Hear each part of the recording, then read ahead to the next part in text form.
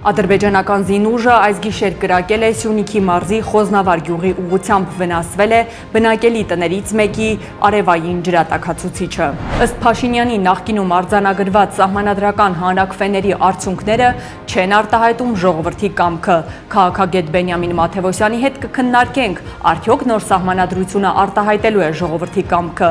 թե Նիկոլ Փաշինյանի եւ իր իշխանության կամքն է արտահայտելու։ Հարավային Կովկասի տարածաշրջանը ռազմավարական նշանակություն ունի ԵԱՀԿ-ի համար։ Փաշինյանի հետ հանդիպմանը հայտարարել է տարածաշրջանային այցով Հայաստան ժամանած ԵԱՀԿ գլխավոր քարտուղարը։ Օտարերկրազորքերի ներկայությունը չի նպաստի հարավկովկասյան տարածաշրջանի անվտանգությանը, ռուսական լրատվամիջոցի հետ հարցազրույցում հայտարարել է Իրանի արտգործնախարարը։ Ռուսաստանցի ռազմական լրագրող Յուրի Կոտենոկի գնահատմամբ իրավիճակը տագնապալի է Հայաստանի համար, ադրբեջանական սադրանքները շարունակվելու են։ Միացեք մեզ երեկոյան 9-ին Alpha News-ի բոլոր հարթակներում։